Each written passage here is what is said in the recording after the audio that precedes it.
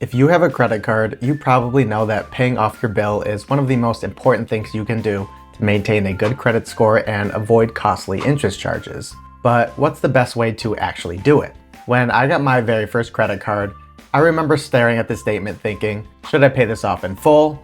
Just the minimum? Wait, what's the difference between a statement balance and a current balance? It felt like there was a secret language no one ever taught me. So in this video, I'm going to break it all down. I'll show you exactly how to pay off your credit card the right way, how to avoid interest, how to boost your credit score along the way, and how to avoid the common mistakes that could cost you money or hurt your credit. If that sounds helpful, make sure to stick around until the end. And if you enjoy content like this, hit that like button and subscribe to support the channel. Before we jump straight into the details, let's take a second to talk about why this even matters. Paying off your credit card properly doesn't just save you from expensive interest charges, although yes, that's a big part of it, it also directly impacts your credit score. Your score is built on 5 major factors: payment history, amounts owed, also known as credit utilization, length of credit history, new credit or how often you apply for new accounts, and credit mix, which is the variety of credit accounts you have. But the 2 most important by far are payment history and credit utilization. Together, they make up about 65% of your total credit score. So if you focus on nailing just these 2 areas, you're already ahead of the game. Alright, let's dive into the details by walking through some key terms. And to help, I'll be using my real Bank of America credit card statement as an example. Feel free to grab your own credit card statement if it helps you follow along. Let's start with the statement opening date and statement closing date. Every statement has an opening date, the day your billing cycle starts, and a closing date, the day your billing cycle ends. In my example, this billing cycle opened on February 5th and closed on March 4th. So whenever you hear the term billing cycle, think of it as the window of time between your opening and closing dates, typically about 28 to 31 days, depending on the month. Now, let's move to one of the most important terms, the statement balance. Once your billing cycle closes, your credit card issuer will calculate all your transactions, so any purchases, returns, and payments you've made during that billing period, total them up, and then give you what's called a statement balance. Think of your statement balance as a snapshot of your activity during that billing period. Looking at my example, you'll see that my statement balance, which Bank of America calls new balance total, came out to $251.58. So how did they get that number? Let's break it down. First, they took my previous statement balance, which was $40.91, then took all of my purchases during this billing cycle, which was $1,041.58, and finally took any payments I made or credits I received during this billing cycle, which was $830.91, and totaled them all up.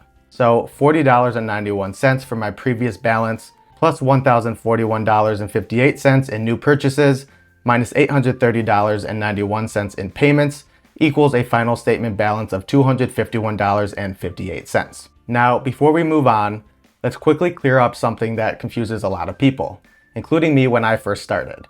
And that's the difference between your statement balance and your current balance. Your statement balance is locked in at the end of your billing cycle. So in my case, that's March 4th. It won't change after that. Your current balance, on the other hand, is a live number that updates in real time. Every time you swipe your card or make a payment after your statement closes, your current balance goes up or down.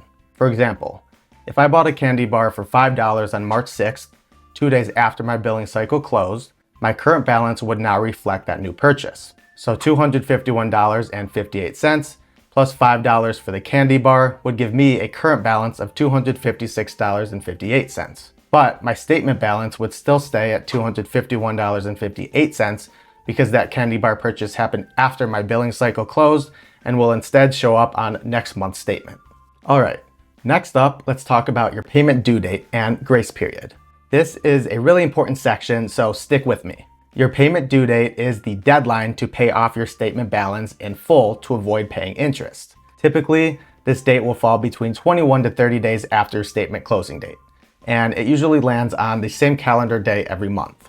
Now, that 21 to 30 day window between your statement closing date and the payment due date is also known as the grace period. So going back to my Bank of America example, my statement closed on March 4th, And if we take a look here, we can see that my payment due date is April 1st. So that window from March 4th to April 1st is my grace period. So why is this important? Well, it's important because if you pay your full statement balance anytime during that grace period before the due date, you won't owe any interest. But if you pay anything less than the full statement balance, the remaining unpaid amount will carry over to the next billing cycle and you'll start accruing interest. And trust me, credit card interest rates are usually sky high, often 20% or more, and it's easy to get stuck in a cycle of debt once interest starts piling up. On top of that, missing payments could also cause your credit score to drop by 50 to 100 points or more, depending on your situation. So if there's one golden rule to take away from this video, it's this. Always pay your statement balance in full during the grace period before the due date. In my case, that means my full statement balance of $251.58 needs to be paid off by April 1st to avoid paying interest. And just one last tip. I recommend making your payment a few days to a week before your due date, just to give your bank enough time to process the payment and avoid any last-minute hiccups. Next, we have to talk about another key term that trips a lot of people up, the minimum payment. If you look at my statement here, you'll notice a line that says total minimum payment due, and every credit card statement will have this. Now, to someone who's new to credit cards, it's easy to see the word due and assume that's all you need to pay. And technically, you'd be correct. If you pay just the minimum amount, your account would be considered on time to the credit bureaus, and your credit score wouldn't take a hit. But that's not the goal here. The remaining balance would start racking up interest immediately and carry over to the next billing cycle. For example, on my statement, the minimum due is just $35. If I only paid that $35, sure, my account would be considered on time, but the remaining $216.58 would start racking up interest and roll over to my next bill, costing me way more in the long run. So here's my advice. Ignore the minimum payment like it doesn't even exist. Treat your credit card like a debit card. Only use it if you know you can pay off the entire statement balance in full every month. That's how you stay in control and avoid the debt trap. All right, now let's dive into two final terms I really want you to understand. Credit limit and your secret weapon, credit utilization. Let's start with your credit limit. Put simply, this is the total amount of credit your issuer is willing to give you on that card. On my Bank of America card, for example, my credit limit is $14,000. I never come close to using that full limit, so I don't stress about maxing it out. But I still pay close attention to this number because it plays a big role in calculating your credit utilization. So what exactly is credit utilization? It's the percentage of your available credit that you're actually using.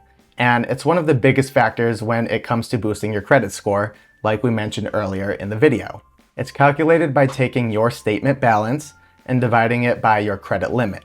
So when it comes to credit utilization, what exactly should you be aiming for? The general rule of thumb is to keep your utilization below 10%, but ideally in the low single-digit percentages. Here's the breakdown. Under 10% equals great. 1 to 2% equals the ideal sweet spot, and 0%, meaning you pay it down completely before the statement closes, equals still very good. But many credit experts agree that showing 1% or 2% utilization might give your score a slight edge because it shows you're using credit, but not relying on it. And why does this matter? Because lenders like to see that you're using your credit responsibly, but not dependent on it. On the flip side, if you're regularly showing 20 to 30% utilization or more, it could signal to lenders that you might be relying a bit too much on credit, and your score could take a hit. So the big takeaway here is, the lower your utilization, the better. Personally, I like to aim for that 1 to 2% range on my cards. Using my example, my credit limit is $14,000, and we know my statement balance was $251.58. Which means my utilization lands right in that 1 to 2% range. So if you're consistently reporting 1 to 2% utilization, you're showing lenders that you're using your credit responsibly without leaning too heavily on it. And that's a major win for your credit score. Before we wrap up, I want to share my personal strategy and a few quick tips to make handling everything we've talked about a whole lot easier. Starting with credit utilization, here's what I like to do. A couple of days before my statement closes, I'll pay my balance down to 1% utilization.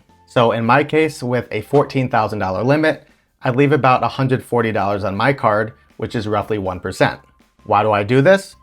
Because when my statement closes and gets reported to the credit bureaus, they'll see me using just 1% of my available credit, which looks great for my credit score. Then I set up automatic payments to pay off the remaining balance by the due date. That way I never miss a payment and I never pay interest.